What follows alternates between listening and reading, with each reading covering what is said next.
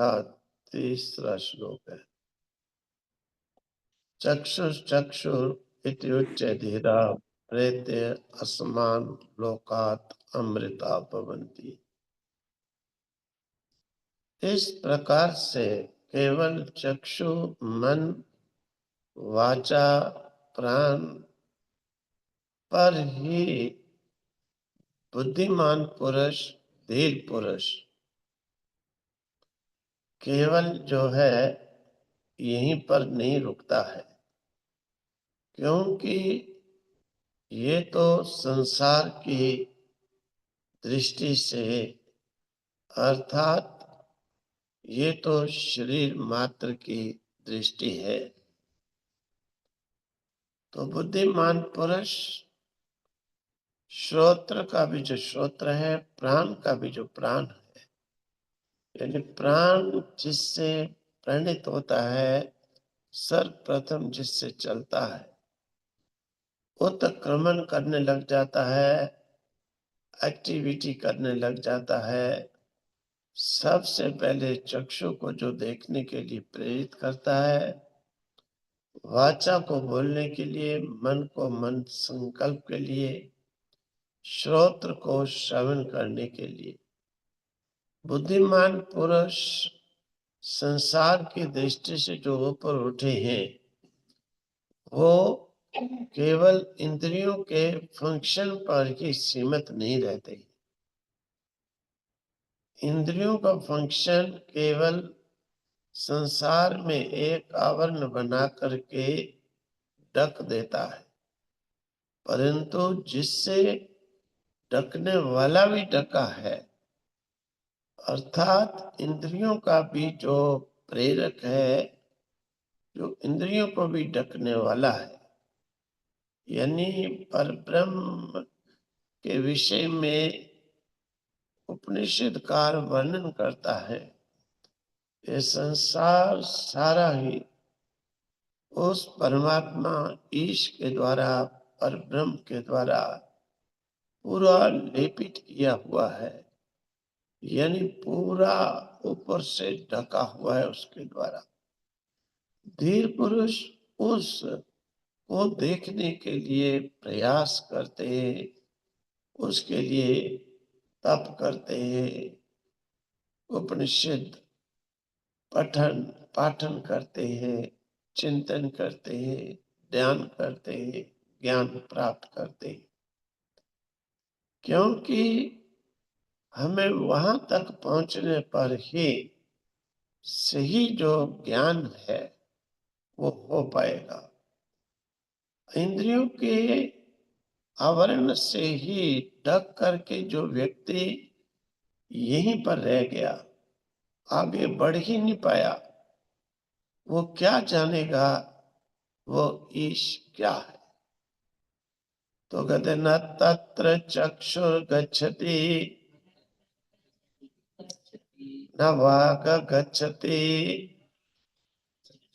No मनो न विदमो न विजानीमो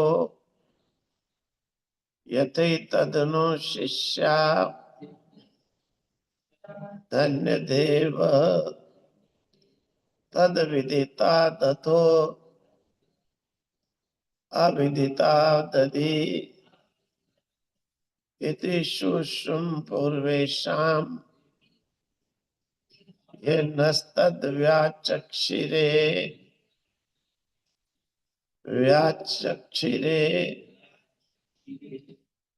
न तत्र चक्षु गच्छति न वाग गच्छति नो मनो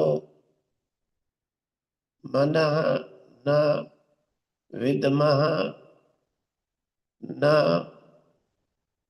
विजानीमः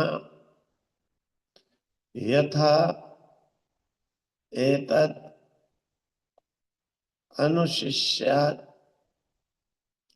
अन्यत् एव तद विदितात् अथ उ अविदितात् अदि इति शुष्म पूर्वेषां ये न तद व्याचक्षिरे। तो कहते हैं इंद्रियों के द्वारा प्रवाहित, इंद्रियों के द्वारा प्रवाहित जो संसार, ये एक सीमित है, लेकिन सीमित है कि इंद्रिय कहाँ तक जा सकती है, इंद्रिय कहाँ तक जा सकती है। वैसे भी कहते हैं कवियों की भाषा में, यहाँ पर इंद्रिय नहीं जाती वहां मन, क्योंकि इंद्रियात मनः श्रेष्ठा इंद्रियभ्यः परा मना, जैसे कहा गीता में, इंद्रियों से मन श्रेष्ठ है। क्यों? इंद्रिय जहां तक देखेगी सुनेगी, इंद्रिय वहीं तक जा सकती है, लेकिन मन जो है ये यहाँ दिखाई नहीं दे रहा, जहाँ सुनाई नहीं दे रहा, वहां पर भी मन संकल्प कर लेता है, विकल्प कर लेता है। मना परस्तात् तो बुद्धि, मन से कहते हैं, और सूक्ष्म तत्वात्, सूक्ष्म होने के कारण बुद्धि और श्रेष्ठ है, वो और आगे जाती है। यहाँ पर कहते हैं कवियों की भाषा में, जहां पर ना पहुंचे रवि वहां पहुंचे कवि, यहाँ न पहुंचे रवि वहां पहुंचे कवि। कि सूर्य की गति, प्रकाश यहाँ नहीं पहुंच पाता, वहां पर कवि पहुंच जाता है। कवि यहाँ पर विद्वान को कहा, केवल कल्पना को ही नहीं, कवि यहाँ पर विद्वान को कहा, विद्वान वहां पर भी पहुंच जाता है। क्यों? क्योंकि इंद्रियों की गति की एक सीमा है, और सीमा पर पहुंचने के बाद इंद्रिय आगे जाने में समर्थ नहीं है। अब इंद्रिय कहाँ तक जा सकती है? तो कहते हैं हम चक्षु इंद्रिय को जैसे ले जाते हैं,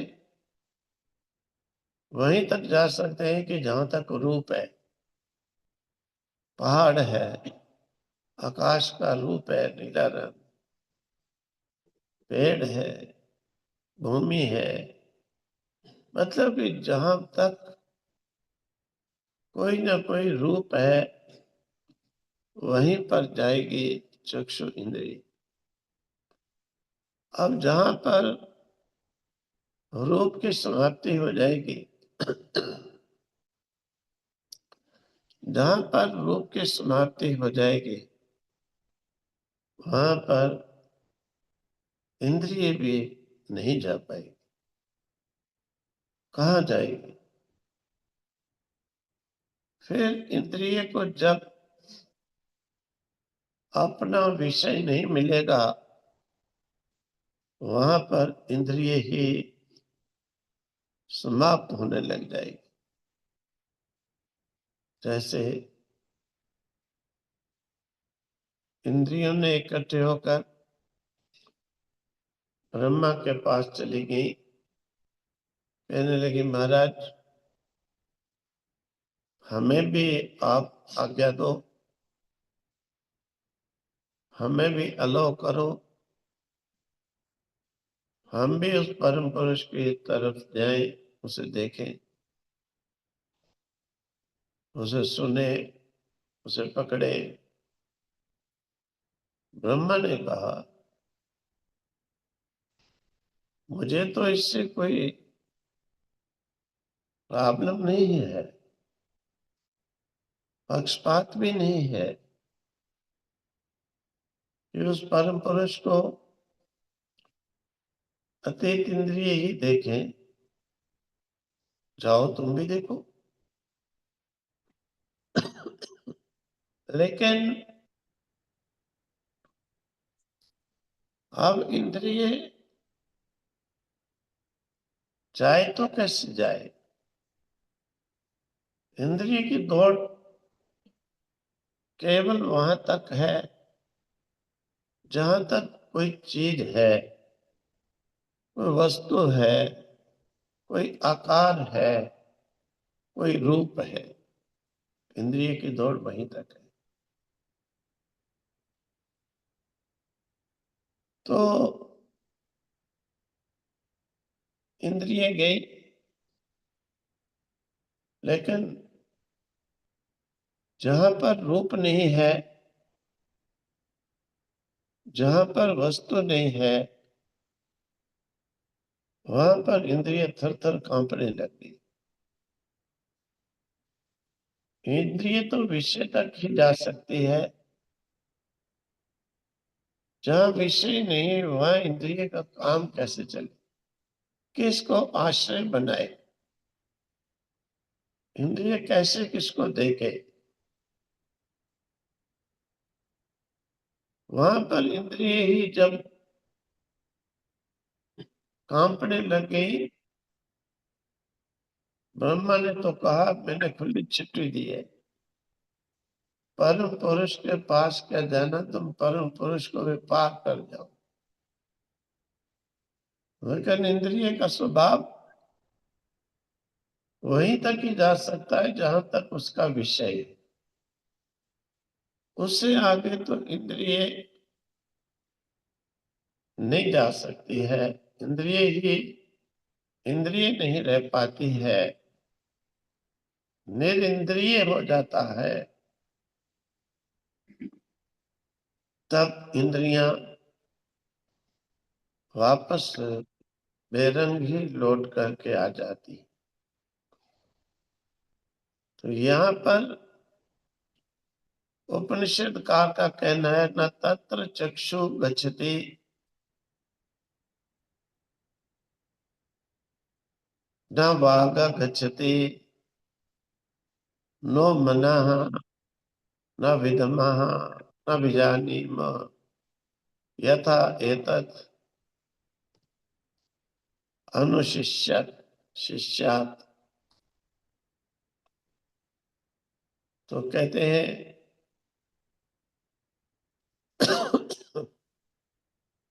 न तत्र चक्षु गच्छति, चक्षु नेत्र इंद्रिय वहां तक नहीं पहुंच पाती,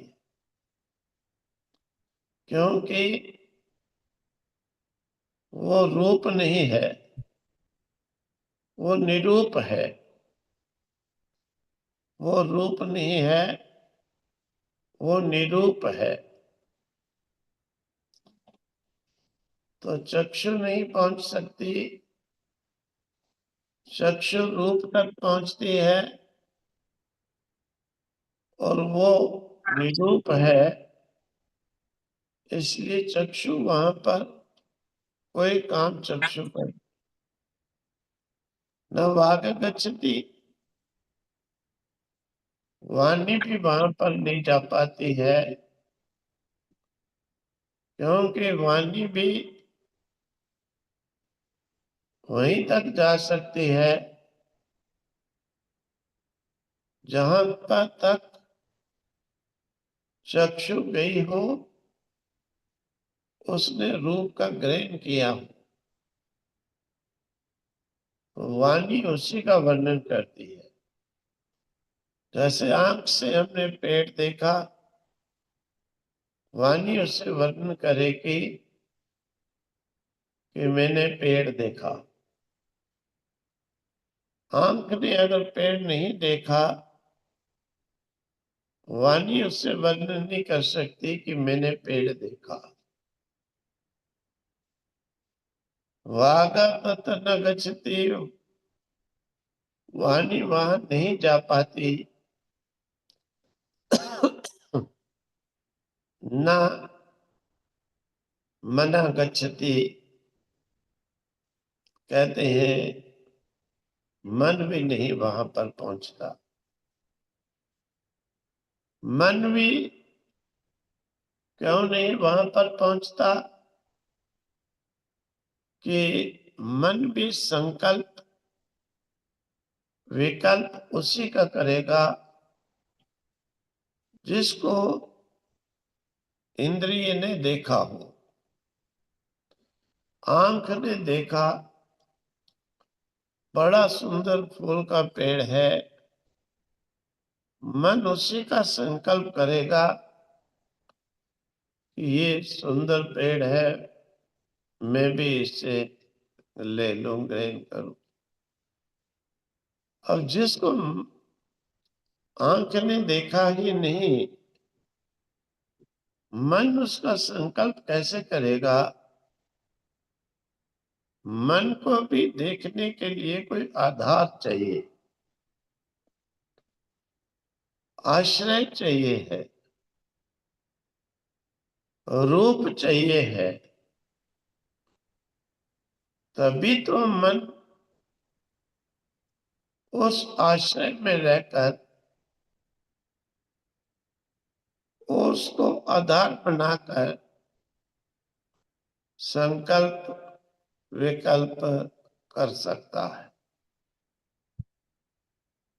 तो कहते हैं आंख ने देखा नहीं,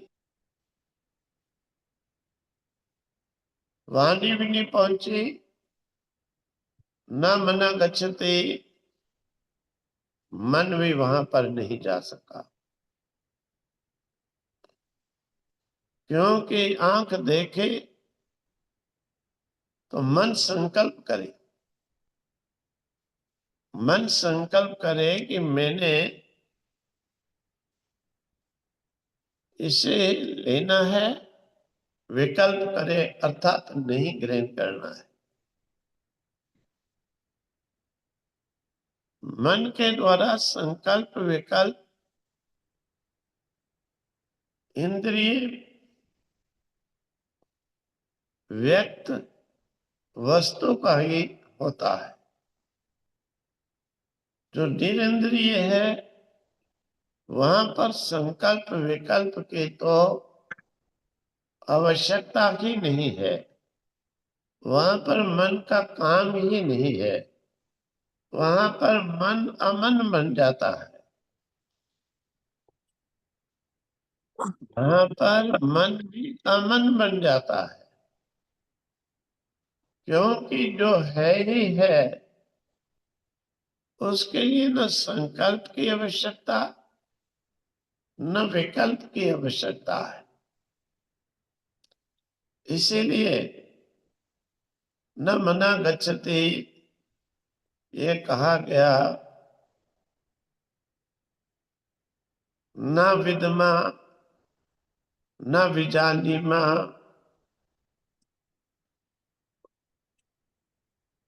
ना तो हम उसे जानते हैं ना नहीं जानते हैं। क्योंकि नाउन अननाउन, नाउन से भी वो भिन्न है, अननाउन से भी भिन्न है। विदित अविदित, विदित से भी रहित है, अविदित से भी रहित है। उस ईश्वर तत्व के लिए ये नहीं कह सकते कि नाउन है उसे हम जानते हैं, और ये भी नहीं कह सकते कि अननोन है, हम उसे नहीं जानते हैं। विदित, अविदित, अर्थात नाउन, अननोन।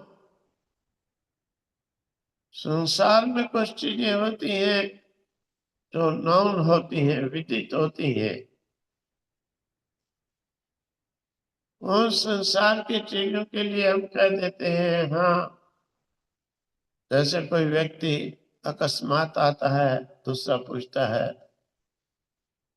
क्या ये नाउन है, इसे आप जानते हैं? हाँ, ये हमारा नाउन है। कि जो संसार में कुछ चीजें हमने देखी हैं, उनके लिए हम कह देते हैं कि हाँ ये नाउन है।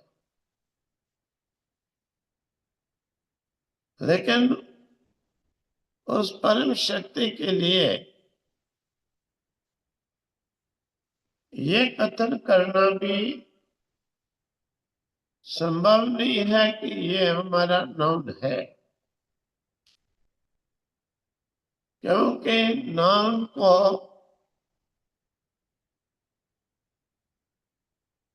हम तभी कहते हैं कि जब वो इंद्रिय के द्वारा प्रत्यक्ष हुआ हो, विषयाकार हुआ।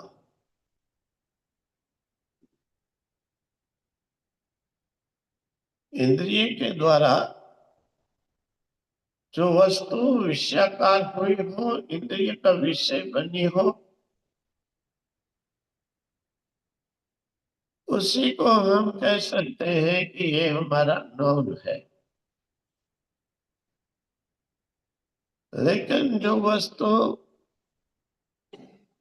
इंद्रियों से परे हो, इंद्रियों से व्यक्त ना होने वाली हो,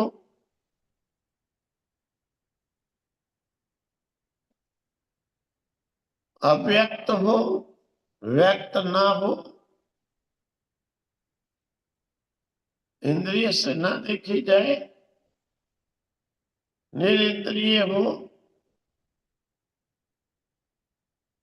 उसे इंद्रिय कैसे वर्णन करेगी?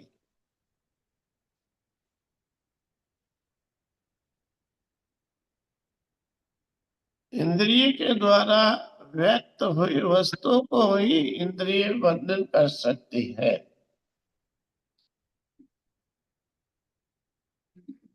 इंद्रिय से जो व्यक्त ना हो, निरिंद्रिय हो,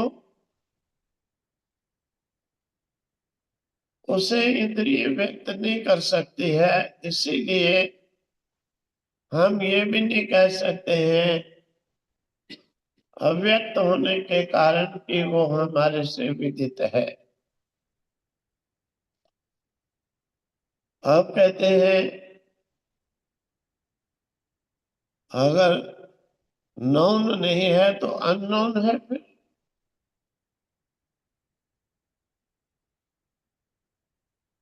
उपनिषदकार का कहना है कि अगर विदित नहीं है, हम नहीं जानते हैं, तो फिर ये हो गया कि हम नहीं जानते हैं, अविदित है। क्योंकि संसार में दो ही चीजें देखी जाती हैं। एक तो देखी जाती है जो जानी जाती है, एक वो होती है जो नहीं जानी। जो नहीं जानी तो वो जानी है, जो जानी नहीं वो नहीं जानी है। जो विदित है वो अविदित नहीं, जो अविदित है वो विदित नहीं। लेकिन कहते हैं नहीं, अविदित भी नहीं है, अविदित से भी अन्य है। ये नहीं है कि हम उसे जानते नहीं, क्योंकि अविदित भी हम उसी वस्तु के लिए कहेंगे जो इंद्रिय के द्वारा व्यक्त होने वाली है उसी को अविदित कहा जाएगा। हमने उसे नहीं देखा तो ये कह दिया कि हमने नहीं देखा, इसका मतलब कि देखे जाने वाली चीज है। अविदित हम उसी के लिए कहेंगे कि जो विदित नहीं है।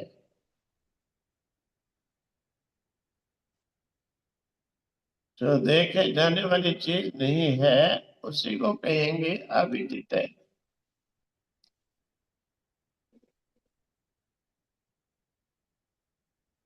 तो इसका मतलब कि वो देखे जाने वाली इंद्रिय से विदित है, तभी हमें अविदित है तो हम अविदित कहते हैं कि इंद्रियों के द्वारा प्रत्यक्ष होने वाली है।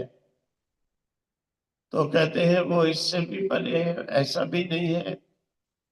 इंद्रियों से व्यक्त न होने के कारण उसे अविदित कहा, तो इसका मतलब कि इंद्रिय के द्वारा व्यक्त होने वाली है। इसीलिए यहाँ पर कह दिया कि विदित अविदित से अन्य है, नॉन अननोन से सेपरेट, भिन्न है।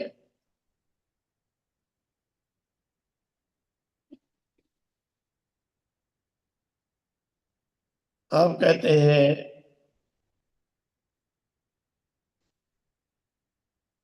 अथ ओ अविदितात् अपि इति सुषुम्ना पूर्वेषां ये न तद व्याचक्षिरे।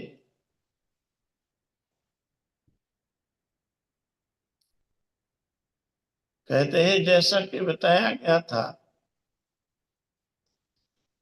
कि इस संसार में उसका जो आभास है वो नास्तिक से भी नास्तिक को हो रहा है।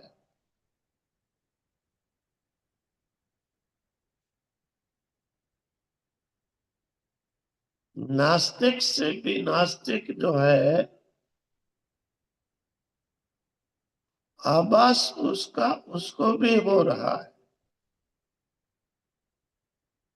वो भी सोचता है कि मेरे में जीवन शक्ति किसका काम कर रही, ये कौन घटना है जो घटस्व हो रही है।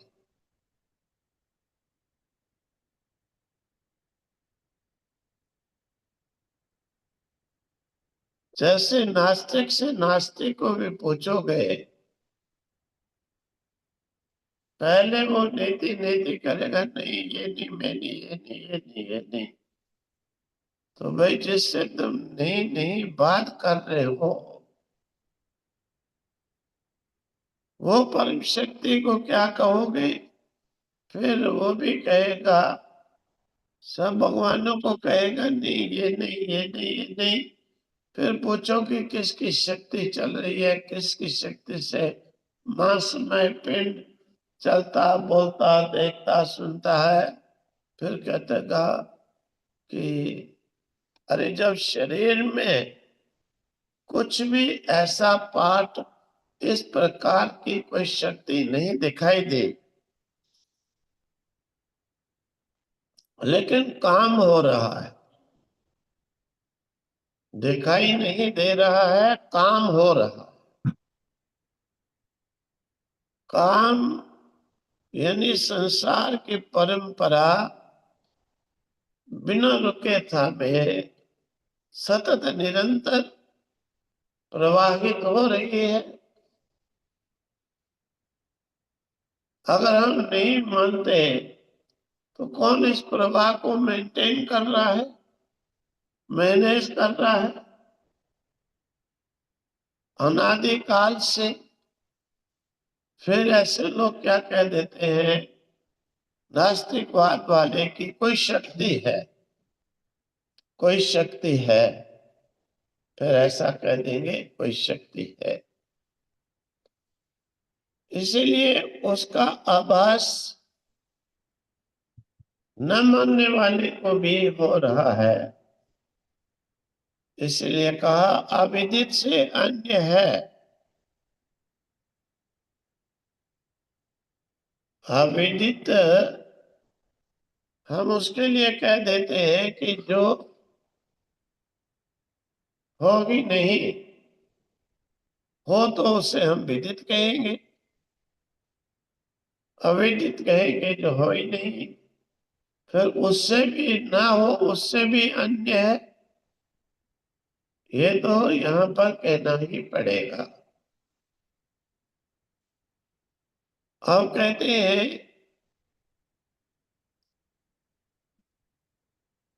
कि पूर्वे शाम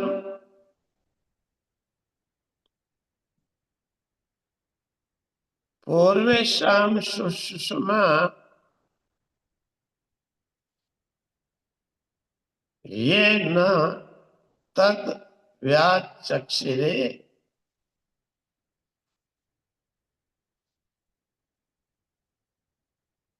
पूर्व में होने वाले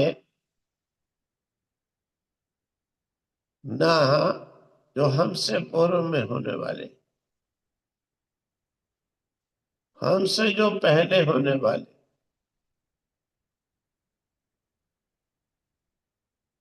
सुषुम्ना सुषुम्ना जिन्होंने उसकी व्याख्या की है, सुषुम्ना न तद, उसकी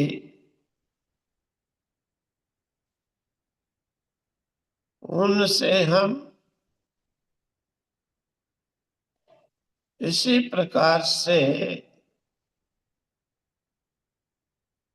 व्याचक्षिरे यानी वर्णन किया गया, व्याख्या की गई, बताया गया।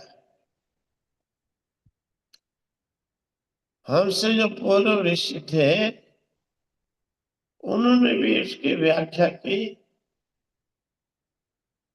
तो हमने पूर्व पूर्व पूर्व ये पर परंपरा चली। ये पर परंपरा चली।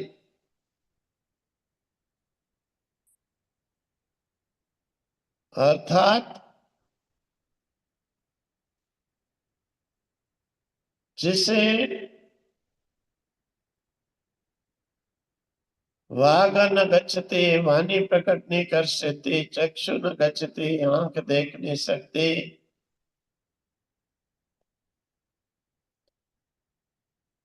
उसको तुम जो है वही परम शक्ति ब्रह्म जानो, जो इंद्रियों के द्वारा, लोगों के द्वारा, इंद्रियों से व्यक्त होने वाला उपासित हो रहा है, उसे ब्रह्म न जानो, वो ब्रह्म नहीं है।